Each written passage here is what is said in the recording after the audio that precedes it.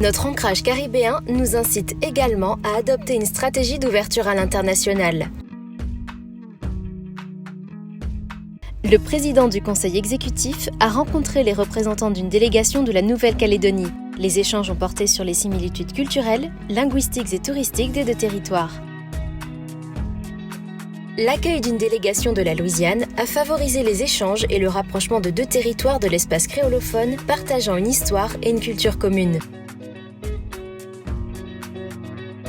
En janvier 2017, la Martinique a reçu des représentants de l'entreprise japonaise Ueshima Coffee pour promouvoir et favoriser la commercialisation du café de Martinique au Japon.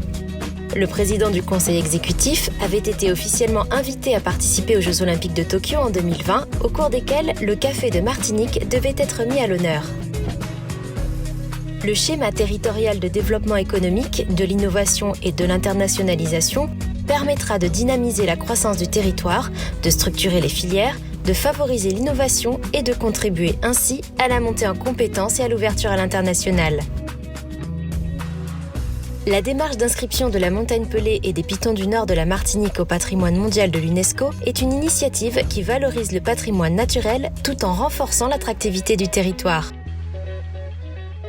Le prince de Monaco, venu en Martinique pour inaugurer l'aire marine protégée du Prêcheur, renommé Albert Falco, a pu échanger avec le président sur divers sujets, notamment sur la préservation de la biodiversité.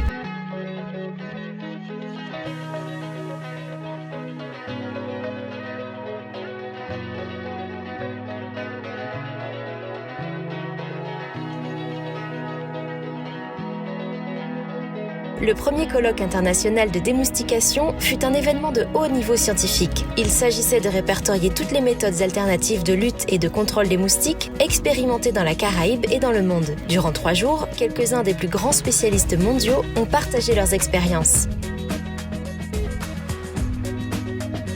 Avec la 2e édition de Forméo et la participation de délégations internationales, du Japon, d'Angleterre ou de Jamaïque, le président du conseil exécutif a tenu le pari d'ouvrir les opérations portées par la CTM à des instances idoines internationales. Pendant toute l'année 2019, la Martinique s'est démarquée par son potentiel d'investissement et les opportunités d'affaires à l'international. La tenue de conférences sur des secteurs innovants et le lancement de la Web TV Martinique 21 ont fait partie des faits marquants de l'année. La collectivité territoriale de Martinique a organisé une mission aux États-Unis les 15 et 16 juin 2019 afin de promouvoir les talents sportifs et culturels martiniquais. En effet, ce fut l'occasion d'encourager l'équipe de football des Matininos qui participait à la Gold Cup au Rosa Bowl Stadium et aussi de participer à l'hommage rendu à Eusanne Palsy lors du gala du Caribbean Heritage Salute to Hollywood and Excellence Awards. Un film de promotion de la destination Martinique a été spécialement produit pour ce déplacement.